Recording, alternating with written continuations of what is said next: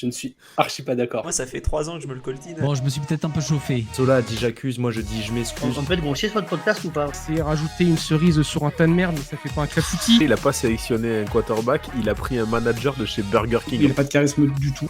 Bonjour à toutes et à tous, et bienvenue dans un nouvel épisode du Front Office. On se retrouve cette semaine pour la preview de la semaine 4. Déjà quasiment un petit mois de compétition. Ça passe vite, mais on apprécie chaque match à sa juste valeur. Et pour cette preview, je suis accompagné une nouvelle fois d'un nouveau, après la semaine 3 et Guilty, la semaine 4, avec Thibaut. Je suis chargé du onboarding au sein du Front Office. Donc Thibaut, comment vas-tu ? Salut Féa, salut la team. Très bien, très content de rejoindre ce très beau podcast et cette émission déjà avec toi. Comment je vais ? Je pense que les gens qui regardent sur YouTube verront mon maillot des Saints, ma casquette des Saints et se diront il n'est pas venu ici pour souffrir, mais bon. Voilà, on va débriefer avec plaisir quelques petits points qui ont lieu. On va se projeter déjà sur finalement déjà, comme tu dis, un gros quart de la saison et voir un peu ce qui nous attend. Dis pas un gros quart, ça rend encore plus concret le fait que la saison avance vite. Mais comme tu as évoqué, voilà, supporter des Saints, on est 9 membres au sein du front office. On est 7 à avoir nos équipes dans le panier très nul. Donc voilà, on est là, on prend toujours du plaisir à faire des émissions, mais on souffre. C'est qu'on est des vrais fans, tu vois. C'est qu'on est des vrais fans du sport. Et on est là pour la commu, tu vois. Vraiment, on peut pas faire mieux. C'est la commu qui nous tient, je pense, en ce moment. Il n'y a que ça, exactement. Avant de commencer, n'hésitez pas à nous suivre un petit peu partout. Toujours la même chose, @le front office sur tous les réseaux. Et de rejoindre le Discord également, si ce n'est pas déjà fait, de mettre un petit pouce sur YouTube, de mettre un 5 étoiles sur les plateformes d'écoute type Spotify ou Apple Podcast. Voilà, ça fait toujours plaisir.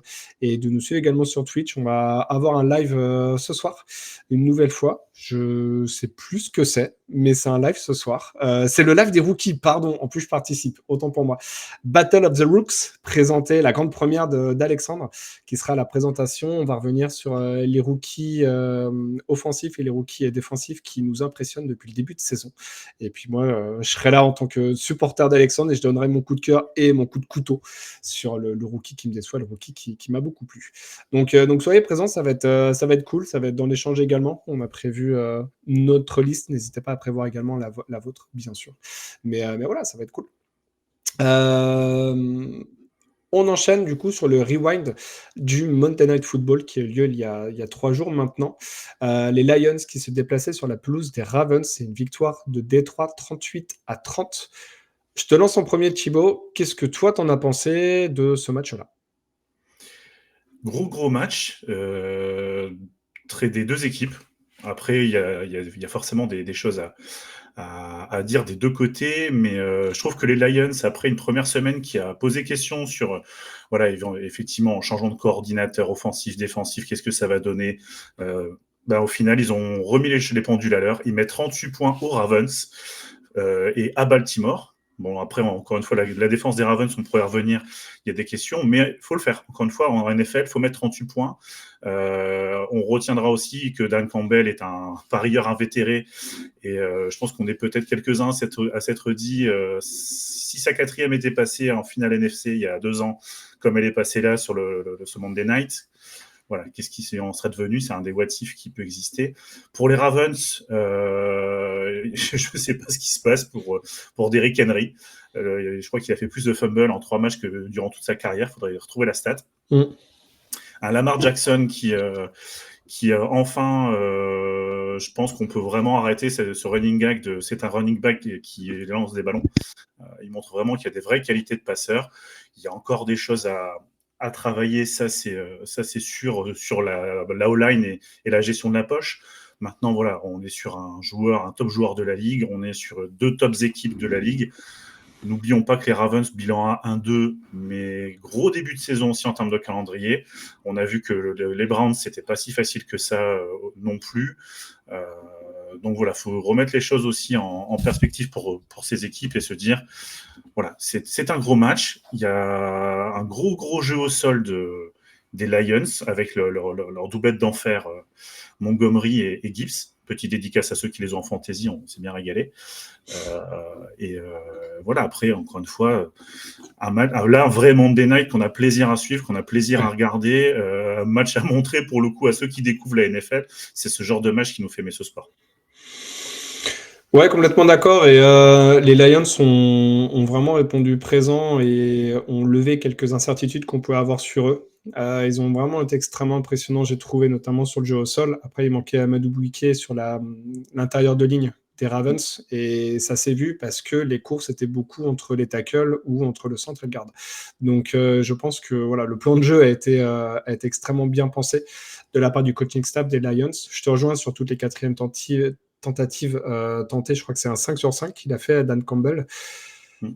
Ils ont mis tous les ingrédients pour remporter ce match et offensivement, et ils ont mis aussi tous les ingrédients pour remporter ce match défensivement, parce qu'ils ont quand même très très bien arrêté Derrick Henry à la course, et ça fait 2 matchs consécutifs qu'il est en difficulté, ou en tout cas que l'attaque au sol des Ravens est en difficulté après le match contre les Browns, mais Henry, sur 12 portées, il fait 50 yards seulement, avec en plus un long de course pour le touchdown de 28 yards. Donc, alors, il les a fait, certes, mais tu lui retires ça, la moyenne, elle chute drastiquement. Donc vraiment le plan de jeu des Lions, et c'est un peu étrange qu'ils remportent ce match que de 8 points vu en fait l'impression visuelle qu'ils ont rendue. Mais ouais, ils ont vraiment posé les bases pour la saison. J'aime à le dire, mais s'ils gardent leurs titulaires, et c'est l'objet pour toutes les équipes bien sûr, mais s'ils gardent tous leurs titulaires, va falloir aller les taper, va falloir aller les chercher. C'est quand même une équipe qui est extrêmement dangereuse, et à titre personnel, j'aimerais, moi, qu'ils gardent tous leurs titulaires pour voir ce que ça peut donner, si ça peut aller au bout ou pas, parce qu'ils ont quand même été énormément touchés l'année dernière. Il y a 2 ans, en finale de conf, ils étaient encore peut-être un petit peu trop bruts. Là, on a l'impression que vraiment, ils arrivent à leur prime, et s'il leur arrive rien de ce côté-là, ouais, attention. Je dirais attention, sur le messieurs. côté défensif, parce que je Bien reste sûr. persuadé l'année dernière que la perte d'un Aidan Hutchinson leur a fait énormément de mal, parce qu'on voit là sur ce match, ils font 7 sacs de mémoire. Ouais. Il y a une pression constante sur Lamar, sur tous les snaps, clairement. Tu l'as dit sur le running game, c'est contenu.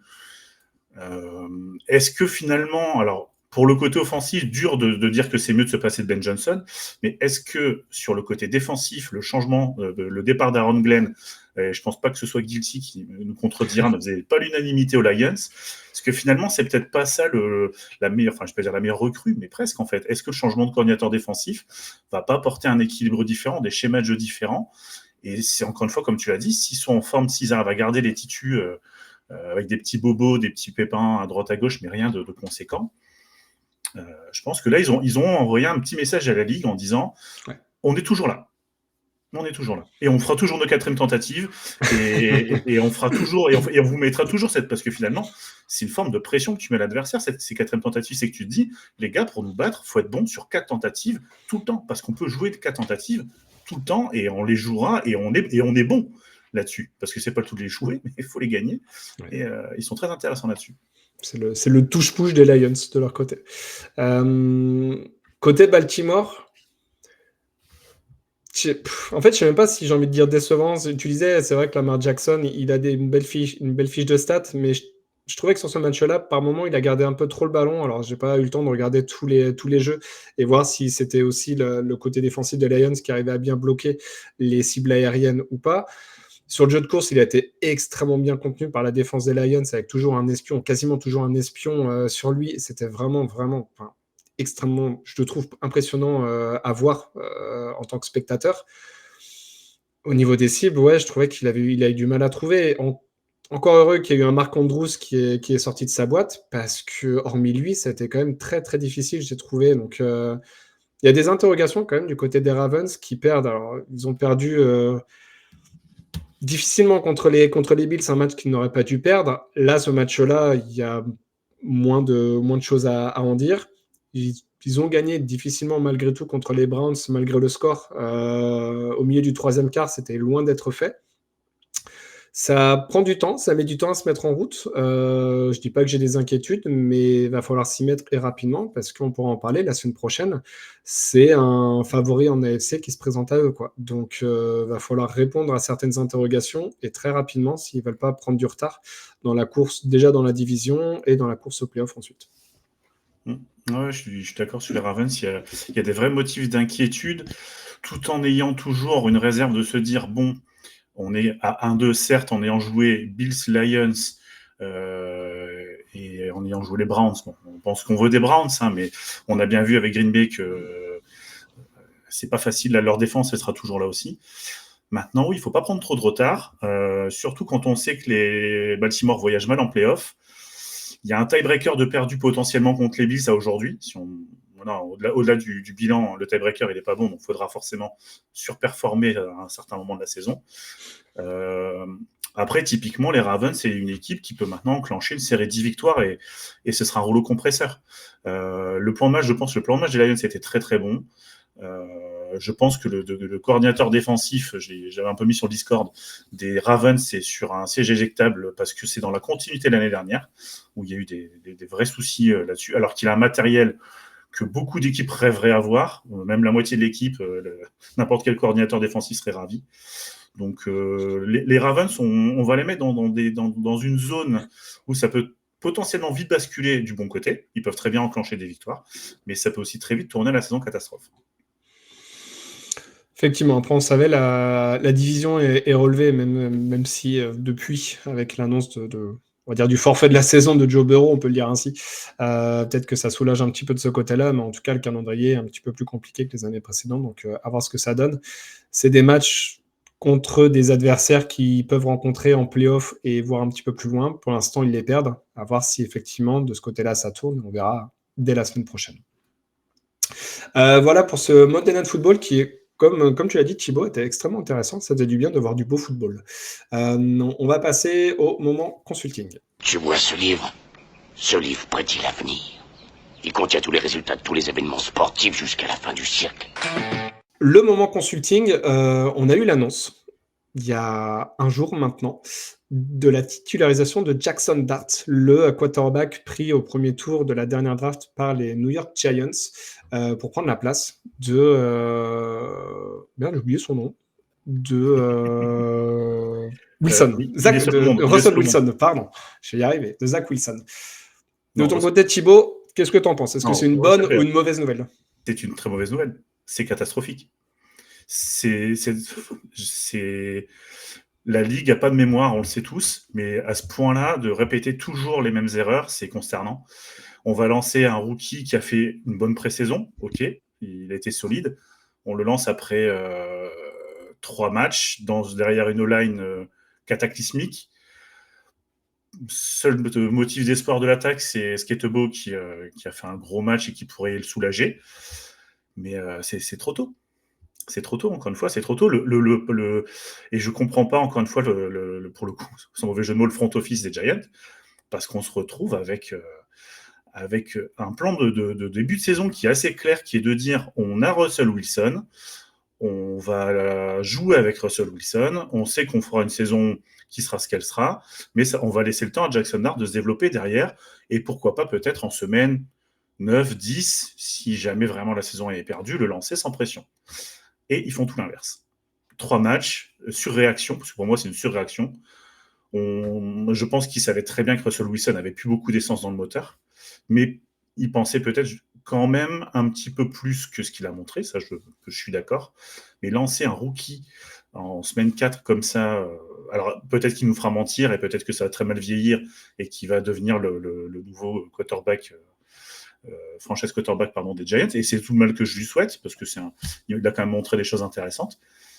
Je trouve que le timing est trop précipité, tout simplement. Il n'y a pas de vrais points où on pourrait se dire oui, c'est le moment. La O-line, elle n'est pas là, le jeu au sol, il repose aussi sur un rookie. Alors est-ce qu'ils se disent que Sketebo est bon, donc Jackson Dart sera bon? Voilà, faut se dire aussi que Jackson Dart est pris fin de premier tour, donc c'était un profil qui posait aussi certaines questions. Il n'a pas été pris en top 5, en top 10. Ouais. Il a été pris fin de draft. Ils sont remontés vers la draft. D'ailleurs, ils sont passés devant les Saints, a priori, d'après ce qui se dit, pour le récupérer. Donc, ça veut dire que c'est un projet. Maintenant, un projet à la Josh Allen, très bien. On acceptera ses défauts. Maintenant, C'est à Buffalo, c'est pas à New York. Donc l'environnement n'est pas le même, l'environnement est beaucoup plus toxique. Je pense que c'est trop tôt, ça vieillira peut-être mal, peut-être qu'il va nous sortir des perfs de folie et ce sera le retour au premier plan des Giants, mais pour moi, il y a trop de choses qui ne sont pas optimales pour qu'un rookie puisse réussir, surtout à New York. Ouais, je te rejoins en partie. Le jeu au sol est quand même plutôt intéressant du côté des Giants. Ça, c'est des éléments qu'on ne peut pas leur enlever. Donc, au moins, il aura cette petite soupape là pour enlever un petit peu la pression sur le jeu de passe.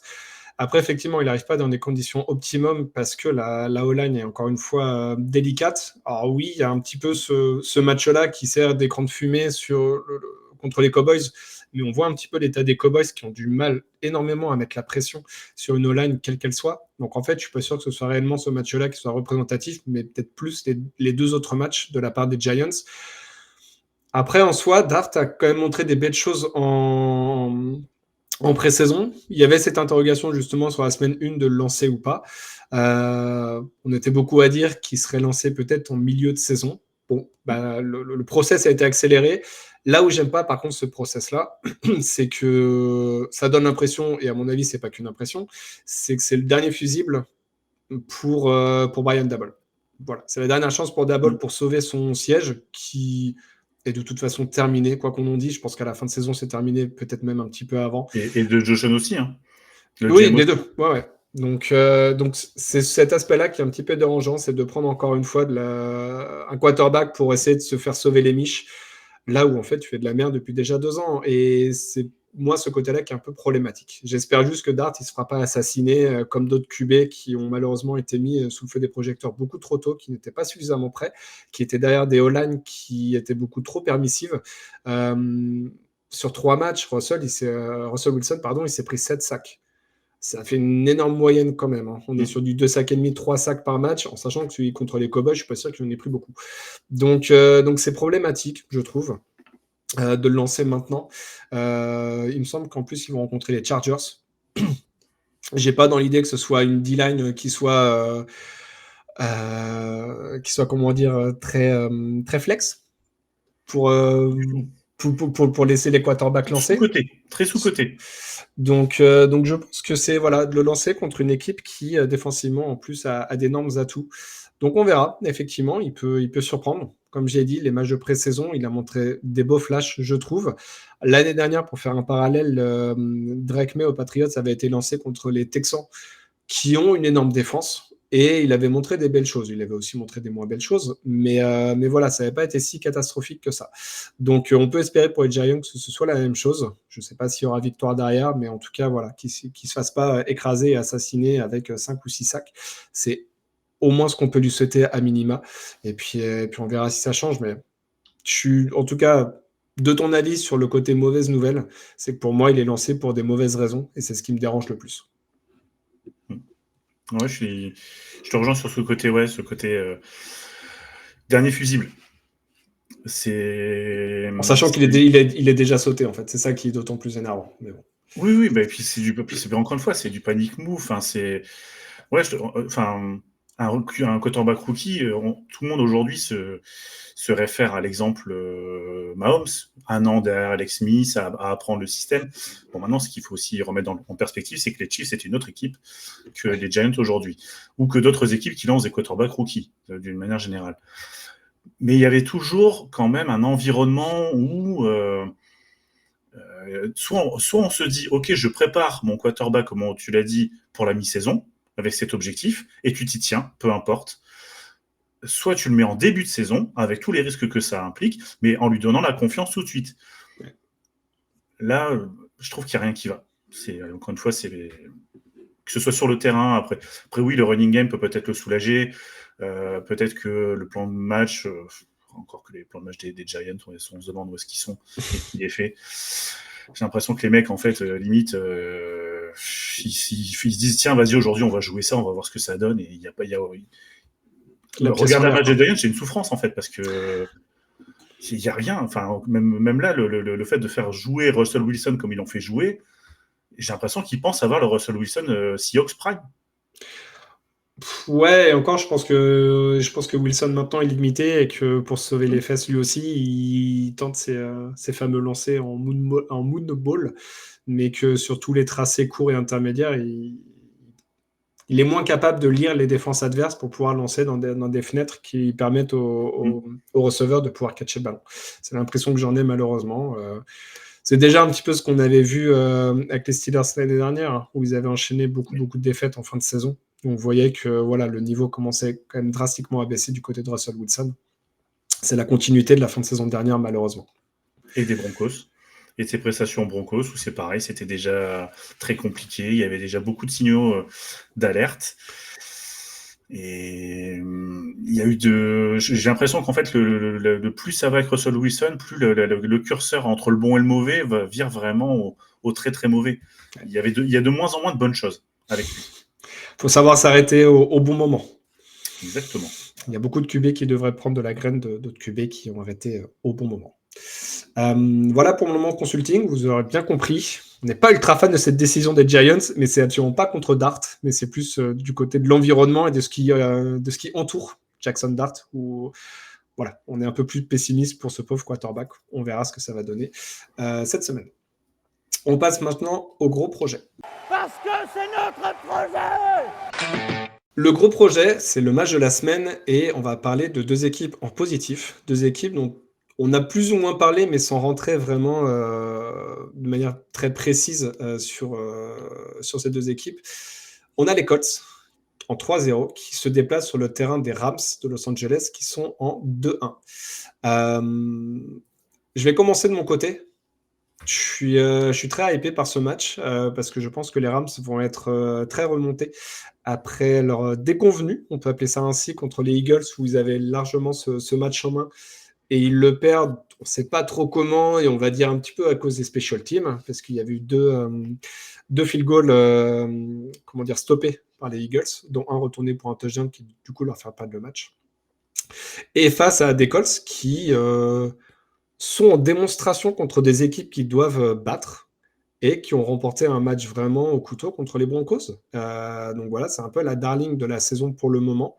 Et à voir parce que les Colts avaient réussi quand même à bien avancer offensivement justement contre les Broncos, qui est censé être une équipe dure défensivement. Les Rams, c'est pareil, défensivement, c'est une équipe extrêmement costaud. On a pu le voir sur leurs 3 premiers matchs. Intéressant de voir justement cette dualité entre l'attaque des Colts, ce revival des Colts en attaque, et cette défense des Rams toujours aussi impressionnante. Toi, ton côté, Thibaut, qu'est-ce que tu as à nous dire justement sur cette confrontation-là? Complètement OK avec cette hype sur ce match. On a vraiment, du côté des Colts, c'est même plus une darling à ce niveau-là. C'est au-delà je pense, de tout ce qui était espéré quand on s'est dit en début de saison, OK, bon, Daniel Jones va démarrer, le projet Richardson est fini, les Colts avaient encore visé le top 5 à la draft. On n'est qu'en week 3, donc ça, gardons raison dans l'absolu. Mais force est de constater que les Colts, offensivement, ont fait une série incroyable de plays sans punter, donc en scorant systématiquement. Donc, avec, encore une fois, désolé pour les fans des Giants, petite balle perdue, mais encore un joueur des Giants qui sort de l'environnement Giants et qui performe. Après un McKinney, après un Barkley, voilà, on parlait tout à l'heure des problématiques chez les Giants. Daniel Jones, dans un environnement avec un coaching staff, un Shane Steichen qui, rappelons-le, est quand même pour beaucoup dans le développement d'un Jalen Hurts à Philadelphie, qui a essayé des choses avec Richardson, et je pense qu'avec Daniel Jones, il a compris ce qu'il avait. Il sait ce qu'il peut en tirer. Il sait que ce sera jamais un Lamar Jackson, un Josh Allen, un Pat Mahomes, mais il fait des choses propres. Le play calling est intéressant. La défense montre de très belles choses. Comme tu l'as dit, aussi, le match contre les Broncos, ils gagnent certes à l'arrache, mais ils ont gagné.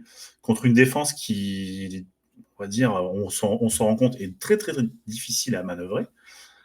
Et Daniel Jones, encore une fois, on se rend compte qu'un quarterback mis dans de bonnes dispositions, avec un play calling peut-être plus adapté, avec, voilà, encore une fois, des bonnes armes. Je pense à Tyler Warren, on parlait des tight ends rookies de cette draft.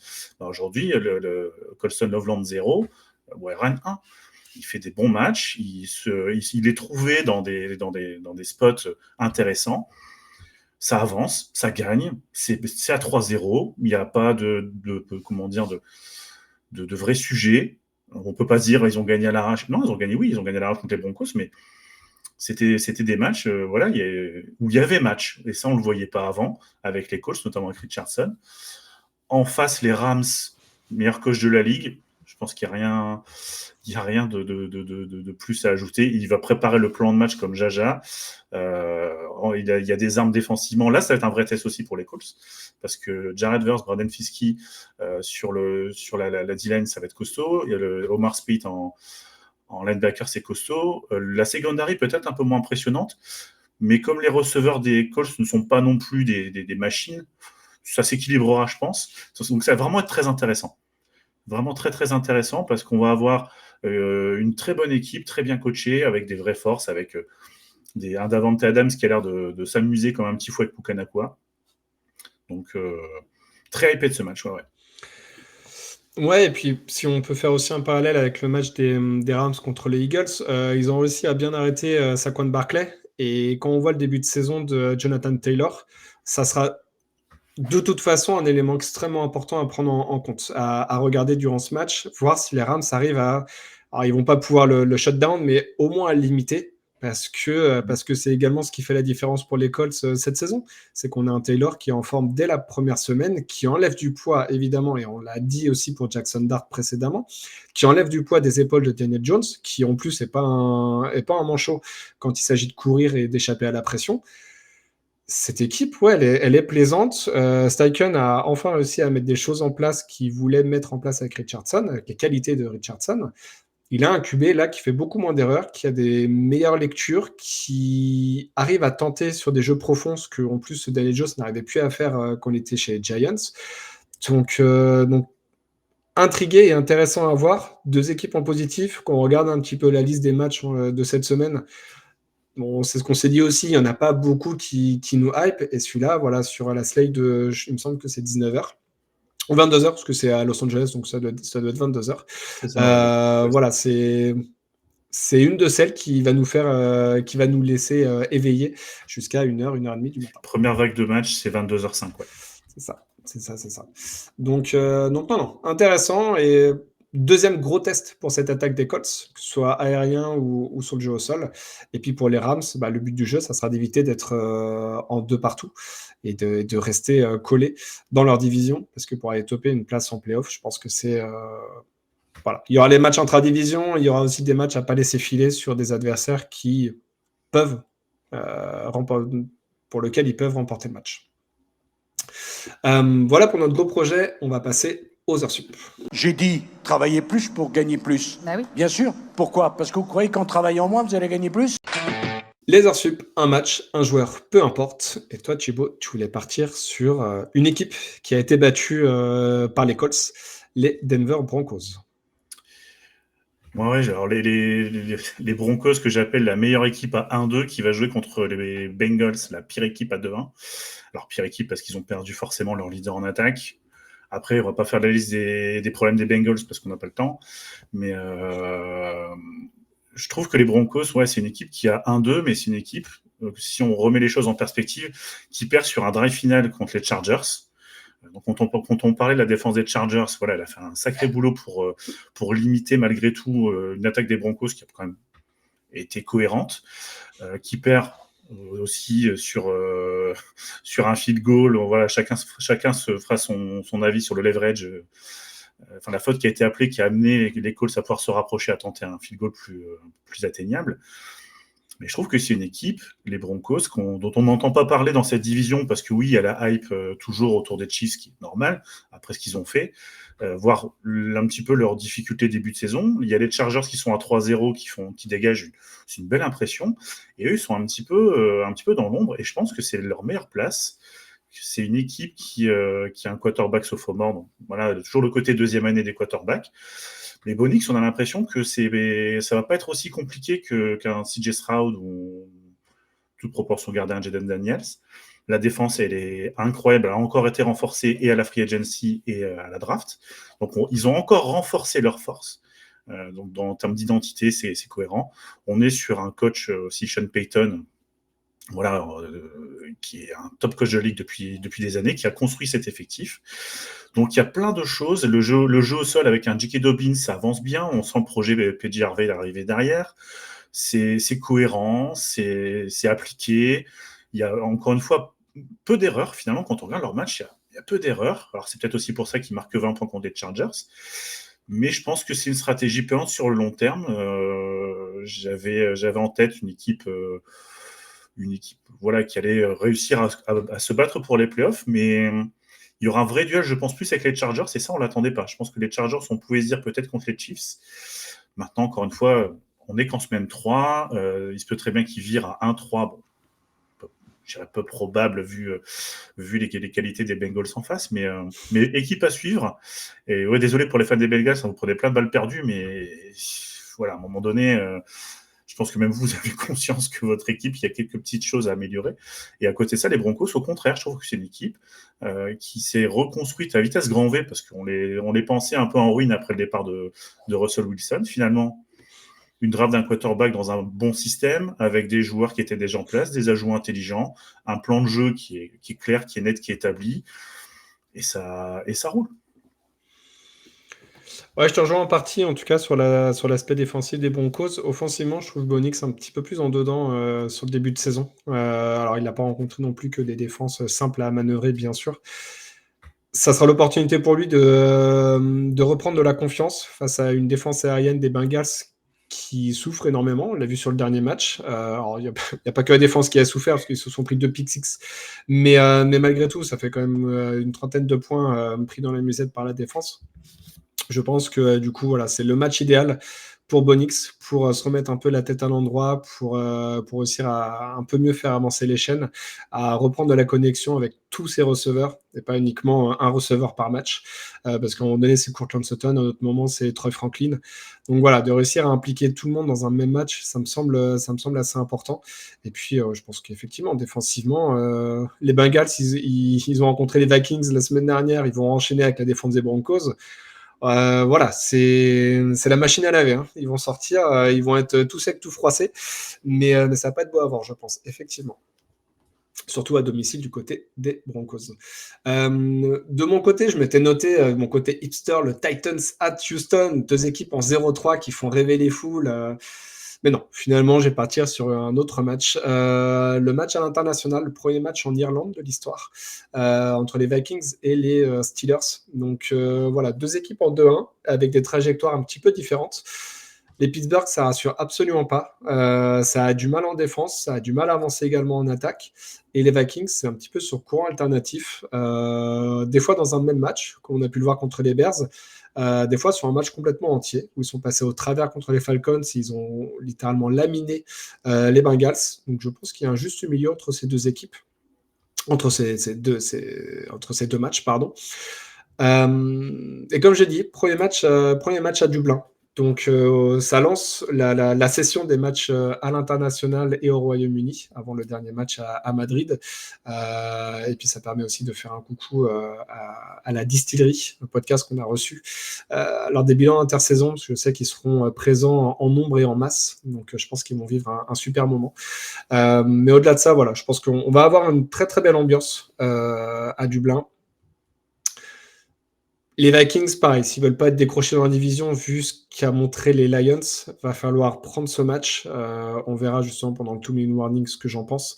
Mais ils ont les armes. Carson Wentz a fait le taf. Vraiment game manager plus lors du match précédent contre les Bengals, facilité aussi, comme j'ai dit, par la défense et par le score fleuve qui a été mis en place dès le deuxième carton pour être gentil.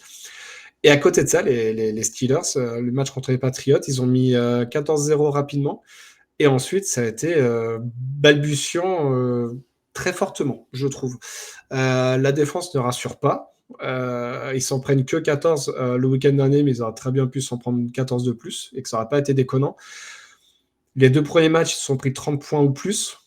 Je suis pas rassuré par cette équipe. Je ne sais pas trop quoi en penser, ou pas du bien en tout cas. Et j'ai l'impression que sur ce match-là, ça va être très compliqué pour eux et qu'ils risquent de se prendre une petite correction, malheureusement. Ouais, je Je suis d'accord avec toi sur les interrogations des deux équipes, finalement.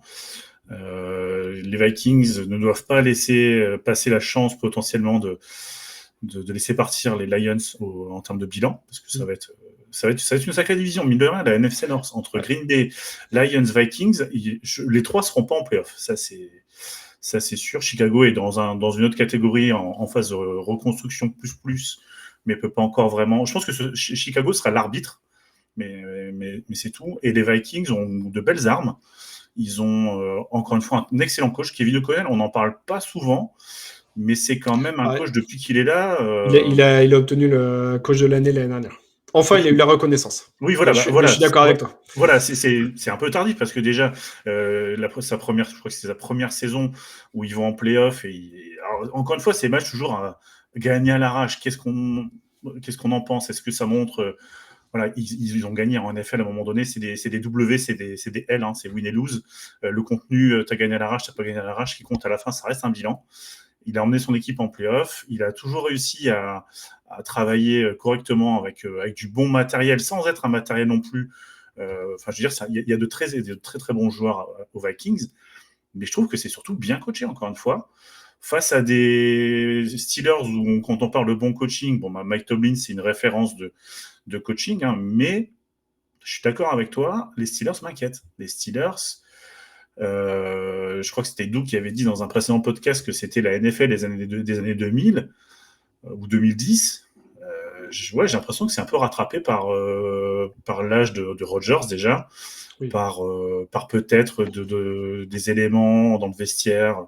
La défense pose question alors que on pensait tous que la défense allait recevoir les miches et que l'attaque finalement aurait juste à scorer une vingtaine de points pour passer. Ça risque d'être plus compliqué que ça. Après, premier match en Irlande, du coup, de Croke Park de mémoire. Ouais. Donc Croke Park, pour ceux qui ne connaissent pas, c'est le temple des sports gaéliques en Irlande.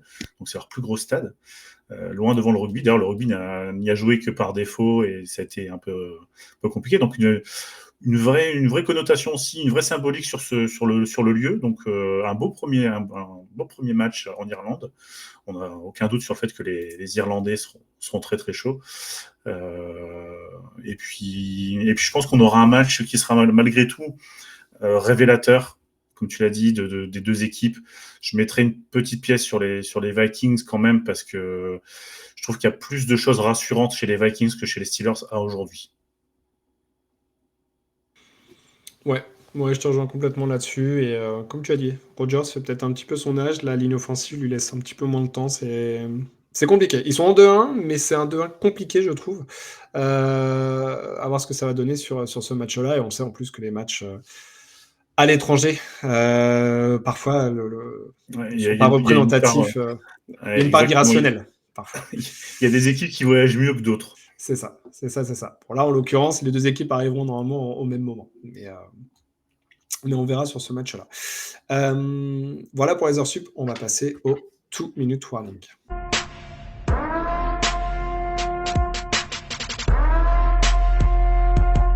Le 2-minute warning, c'est du coup, on va donner le prono des autres matchs. On se connecte tous les deux sur Sleepers.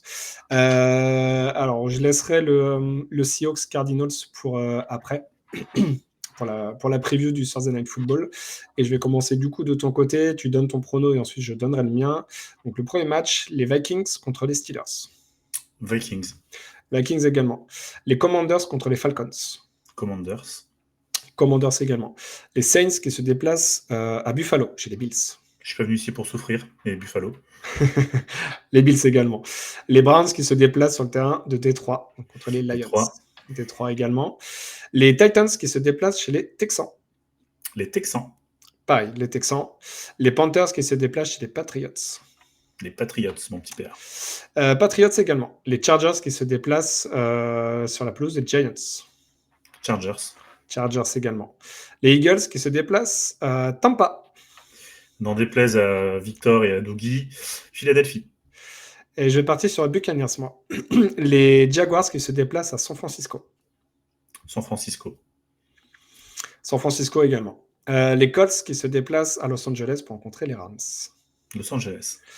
Également, pour la première défaite des Colts Los Angeles de mon côté. Les Ravens qui se déplacent chez les Chiefs. Ravens. Ravens également. Les Bears contre les Raiders à Las Vegas. Bears. Bears également. Les Packers qui se déplacent pour le revenge game de Micah Parsons qui se déplace sur la pelouse de Dallas. Green Bay. Green Bay également avec 3 sacs de Micah Parsons. Et Jerry Jones qui veut trader pour le numéro 1 de Green Bay qui dit il est vraiment bon ce mec. les Jets qui se déplacent sur la pelouse des Dolphins. Les Jets.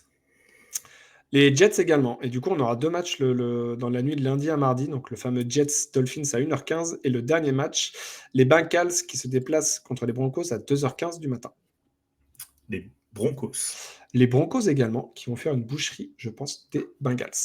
Voilà pour ce 2-minute warning. On n'a pas eu beaucoup de différences. Donc, on voit que c'est une semaine, peut-être un petit peu plus simple, en tout cas, pour lequel les favoris se détachent un petit peu plus. Il y aura sûrement des surprises. Vraiment en match, il y a le Philadelphie Tampa Bay où ça me choquerait pas que Tampa gagne quand même. Hein. Ils sont en 60-40. Hein. Donc, tu vois, il y a quand même une petite différence. Il y a un favori qui se dégage. Il y a l'historique, on va dire qu'il y a l'historique où souvent les Eagles perdent contre les Bucks. Mais après, c'est vrai que quand on regarde les matchs, et le Ravens-Chiefs, entre deux équipes qu'on n'imaginait pas en 1-2 à ce moment-là de la saison, mais je pense qu'il y a plus de signaux inquiétants à Kansas City qu'à Baltimore. S'ils veulent se rassurer, les Chiefs, je pense que ça sera le bon match pour le faire, ce qui, du coup, on verrait des signaux très négatifs pour Baltimore qui serait en 1-3. Pour remonter, ça sera un petit peu plus compliqué. Voilà pour le 2-minute warning. On va passer du coup à l'overtime pour la preview du Thursday Night Football. Oui, mais dépêchons-nous, je n'ai que quelques heures. Le Thursday Night Football, donc on a les Seahawks en 2-1 qui se déplacent sur la pelouse des Arizona Cardinals en 2-1. Bon, on a un match de division. Est-ce que c'est le match le plus hype de la semaine ? J'en suis pas persuadé. Toi, qu'est-ce que tu en penses ? Est-ce que tu vas te lever cette nuit pour regarder ce match-là ou est-ce que tu vas te faire le replay de 15 ou 40 minutes parce que tu es gentil ? Non, je me ferai le replay quand même, complet, en me levant. Je me lève, je resterai pas la nuit pour les Seahawks Cardinals, non, n'exagérons rien. Mais par contre, c'est un match qui, pour moi, est intéressant dans le sens où ce sont deux équipes à 2-1 et ce sont deux équipes qui, dans leur bilan, ont gagné contre les Saints. Encore une fois, autoflagellation gratuite. Donc, il y a eu des bonnes choses des deux côtés, mais aussi des choses qui posent question. La semaine dernière, les Seahawks ont roulé sur les Saints, il n'y avait rien à dire. Les Cards ont gagné en semaine 1, ont fait le taf. Maintenant, côté Seahawks, moi, je retiens une défense qui est quand même féroce. Alors, géré par l'ancien coordinateur défensif des Ravens, donc un spécialiste défensif. Donc moi, un Tariq Woolen et j'ai le nom du deuxième cornerback, je ne voudrais pas dire de bêtises. Witherspoon. Ouais, j'avais un doute, mais ouais, c'est bien Witherspoon. C'est quand même deux cornerbacks solides. Il y a quand même un front seven qui a été bien remanié en cours de saison dernière, qui redonne à nouveau des gages de sécurité cette saison. On a un play calling offensif qui est solide avec un Kenneth Walker. On connaît sa fragilité, mais pour l'instant, il est en forme, donc ça peut continuer à bien pousser. On a une attaque avec Jackson Smith et Njigba qui a l'air d'être en breakout season, donc très bien. Et Sam Darnold, pour l'instant, c'est fantôme, il ne les voit plus, donc c'est solide. En face, les Cardinals, c'est une équipe avec Kyler Murray, on connaît, on sait les forces, les faiblesses. On peut regretter peut-être un Marvin Harrison, peut-être pas autant intégré dans le jeu que ce qu'il devrait. Alors, faute au play call, faute aux joueurs, faute au QB. Voilà, peut-être un peu entre les trois, je sais pas, mais il y a un vrai axe là-dessus. Par contre, les Cards, moi, si je ne les vois pas gagner, c'est parce qu'ils ont perdu James Conner, qui était vraiment pour moi leur métronome en attaque, qui leur permettait de sortir des plays, d'avoir un vrai running back qui poussait vraiment les lignes, sans mauvais jeu de mots. Et ça peut être compliqué. Leur défense, c'est moyenne. Voilà, il y a Buda Baker, mais c'est Voilà, ça reste une équipe, je pense, moyenne. On est dans comme je disais tout à l'heure, on est dans le haut du panier, du milieu du panier. C'est des équipes moyennes, mais de bonnes équipes quand même. Maintenant, je pense que la perte de Connor va poser vraiment problème. Alors, est-ce que Benson, le deuxième running back, va reprendre le flambeau, la main, et peut-être qu'on verra pas la différence. C'est tout le mal que je souhaite aux Cards. Mais je pense que les Seahawks ont largement les armes pour gagner ce match. Ouais, je te rejoins. Je trouve un petit peu dur avec les Seahawks qui, je trouve, ont montré beaucoup plus de choses que les Cardinals. En tout cas, offensivement, c'était une équipe. Au début de la saison, je ne savais pas trop où les classer, à quel endroit. Et on savait que défensivement, ça allait être extrêmement costaud. Ils ont fait des investissements via des trades, via des signatures. Offensivement, il y avait eu changement de quarterback, changement de receveur, parce qu'ils avaient envoyé Metcalf aux Steelers, etc. La O-line semble tenir bon an, mal an. Darnold trouve sa cible préférentielle, comme tu l'as dit, Smith et Jigba. Bon, s'il y a une défense qui arrive à shutdown, je pense que ça peut compliquer la tâche. Maintenant, ils ont aussi un jeu au sol qui a eu du mal sur la première semaine et qui s'est réveillé sur les 2 semaines suivantes. Ça fait quand même 2 matchs consécutifs où ils mettent plus de 30 points. Alors, pas forcément lié qu'à l'attaque, vu les special teams contre les Saints, mais voilà, c'est jamais anodin de mettre 30 points en NFL. Ils font quand même forte impression, je trouve. Ils ont eu des difficultés au tout début sur le premier match contre les Niners, et ça a été la même difficulté quand contre les Cardinals, parce que les Niners, il semble en tout cas, qu'ils aient retrouvé la flamme défensivement, bizarrement, avec le retour de Robert Saleh. C'est étrange, parce que les Jets, C'est fou, à contrario, ils se prennent 25-30 points de moyenne. Donc c'est bizarre comme un seul soit head coach, soit coordinateur arrive à te faire changer complètement le visage d'une escouade. Il y est clairement pour quelque chose. Vous aurez noté mon ironie. Et avoir les Cardinals ont, en tout cas défensivement, réussi à bien limiter les Niners sur le dernier match. À voir s'ils vont réussir justement à limiter ces Seahawks-là qui semblent avoir trouvé leur rythme de croisière défensivement et offensivement. Personnellement, je les trouve, moi, très impressionnants, en tout cas sur leurs 2 derniers matchs. Et j'ai l'impression que les Cardinals ne vont pas avoir les armes pour rester, pour pouvoir les contenir en tout cas. Après, c'est un match du jeudi et en plus un match de division. On ne sait jamais sur quoi on peut s'orienter. C'est voilà, la double lame, le Thursday Night plus match de division. Tu sais que tu peux avoir un match à 19, ça va être bien dégueu. Mais en l'état, en tout cas... C'est sur les maillots vert pomme des Seahawks. Ça va être magnifique, ça. Comme ça, on est sûr de ne pas les louper. Voilà. Mais effectivement, si on prend sur un match normal, je pense que les Seahawks devraient remporter ce match-là et je dirais même le survoler. C'est un match du jeudi soir, de division, comme j'ai dit. Donc, voilà. On ne s'interdit pas d'avoir un match un petit peu plus compliqué pour les Seahawks. Mais en l'état, et moi, je vais donner mon prono, je pars sur Seattle. Ouais, après, ouais, je vais modérer un peu peut-être le côté moyennasse des Seahawks. Non, c'est une bonne équipe avec de vrais points forts. Je trouve que leur défense, moi, m'impressionne. C'est vrai que même les équipes spéciales, parce qu'au final, malgré tout, quoi qu'on en dise, contre les Saints, ils ont été très, très, très cliniques. Et quand une équipe marque avec peu de possibilités, c'est aussi la marque d'une équipe dont il faut se méfier. La seule chose, c'est que c'est comme tu disais, c'est le côté un peu unidimensionnel sur Smith et Jigba. Ouais. Maintenant, est-ce qu'on peut en vouloir quand on a un vrai receveur numéro 1? C'est comme les Vikings avec Jefferson. Et j'ai envie de dire, tout le monde sait qu'on va passer dessus, mais il arrive quand même à attraper ses ballons. Je mettrais peut-être l'absence d'un gros tight end en soupape pour Darnold, un petit peu en manque de cet effectif, mais oui, qui est très bien construit, qui est solide.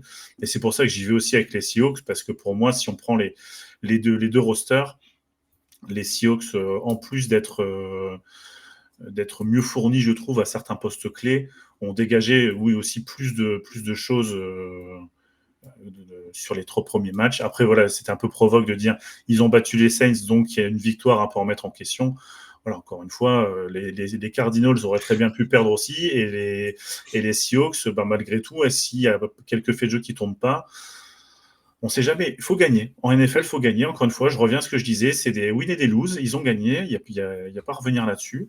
Vrai test pour les deux. Je trouve que c'est quand on parlait des Rams qui pouvaient basculer à 2-2, je pense que voilà, encore une fois, si les Seahawks sont à 3-1, les Rams à 2-2, va falloir les rattraper, les Seahawks quand même.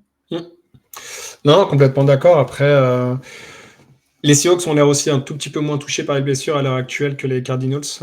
Ils avaient leurs 2 cornerbacks blessés la semaine dernière. Je ne sais pas s'ils reviennent justement sur ce match-là. En plus, c'est une semaine courte.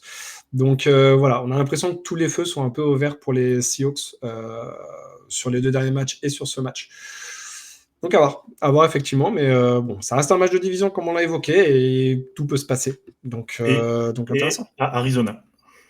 Et en Arizona. Bon, après, j'ai pas dans l'idée que ce soit un terrain qui soit dur à Non, mais dans conquérir. l'idée d'une semaine courte, j'ai toujours tendance à me dire que l'équipe qui se déplace pas a peut-être. Alors, encore une fois, ils ont l'habitude de traverser le pays.